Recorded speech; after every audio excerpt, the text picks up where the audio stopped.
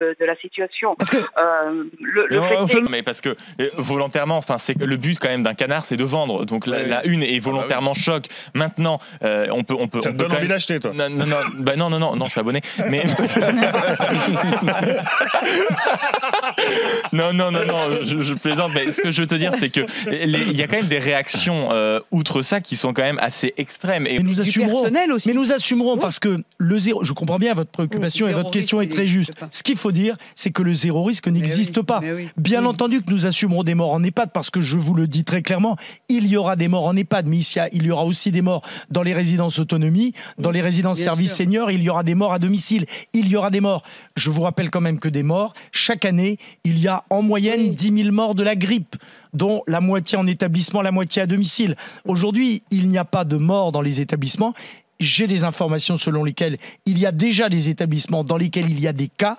Donc, évidemment qu'il y aura des cas dans des établissements, évidemment qu'il y a des risques de contagion et il y aura des morts. Mais ça, nous devons l'accepter. Ce n'est pas Emmanuel Macron, quoi qu'on pense de lui, ou le Premier ministre qui sont responsables, c'est le coronavirus. Enfin, c'est là où il y a un problème avec le capitalisme, chers amis. Enfin, à un moment donné... Alors, attendez, on a attendu combien de temps pour y arriver? Il est 9h27, 27 minutes. Il en a rien à taper il en a rien à taper de la santé. Il est en train de se préoccuper sur combien de crêpes il va pouvoir vendre. Donc à un moment donné, je sais pas. C'est pas le capitalisme, Stéphane.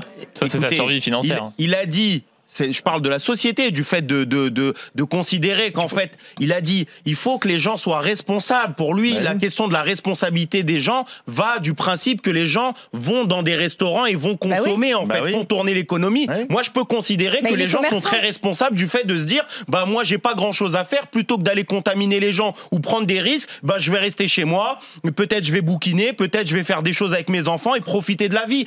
Regarde, toi, tout à l'heure, t'as parlé de quoi? T'as parlé de la bourse, mais moi, je sais pas. Mais si, toi, tu devrais. Mais non, mais t'es payé comment? Il en a rien à taper, déjà, il n'arrive même pas à finir le 10 du mois, tu crois il va se faire préoccuper de savoir à parle de toi avant de parler des smicards. Mais moi, je regarde ma situation. Il faut bien de l'argent pour faire tourner ta boîte aussi. Oui, mais c'est moi qui a créé la richesse. C'est qui? C'est les bourses? C'est quoi? C'est le casino? C'est quoi qui crée ta richesse? Ah bon? D'où tu crées de la richesse? Écoute, explique-moi. Explique-moi la richesse que tu as créée. Écoute, cher Olivier, entreprise publique. Cher Olivier, moi déjà, je crée beaucoup plus de richesse que toi, sache-le, parce que. Attendez, laissez finir Anas. Écoute, je sais pas ce que tu crées à travers un micro. Enfin, on crée ce qu'on veut à son niveau. Moi, je considère une émission qui marche, c'est une émission. Si, ça fait vivre les gens ici. C'est pas un besoin vital. Si nous on conduit pas notre train, tu peux voir que les gens derrière, ils ne vont pas travailler.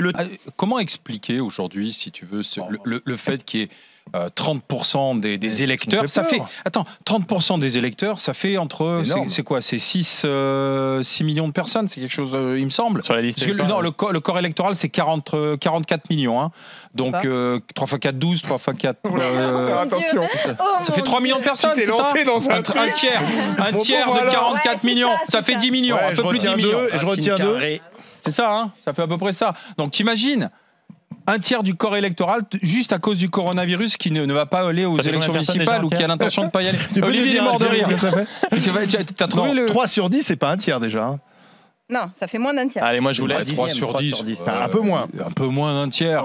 C'est 33 le tiers. Voilà. Ouais, il y a effectivement, aux élections européennes, il y avait 47 millions d'inscrits. D'électeurs inscrits. Donc il y a potentiellement 47 effectivement d'électeurs ça fait 6 à 8 millions d'électeurs, c'est bien ce que je dis. Tu as quand même une abstention. 8 millions d'électeurs. Mademoiselle, vous êtes d'accord?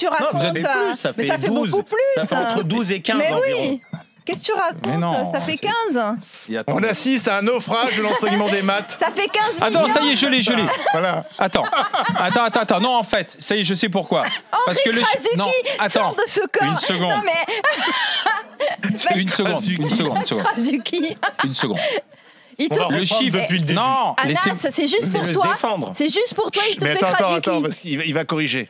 Le chiffre exact, ce que j'ai calculé sur 30%. Le sondage, c'est 28%. Le corps électoral, c'est 44 millions. Donc, effectivement, ça fait entre 6 et 8 millions d'électeurs. Si tu comptes sur 30, ça fait 3 x 4, 12, ça fait 13 millions d'électeurs. Si tu comptes sur 26 à 28 millions d'électeurs, 26 à 28%, ça fait 6 à 8 millions d'électeurs. On a perdu 10 minutes, mais ça valait le coup. Et à tout de suite avec nous au 32-16. C'est plus simple.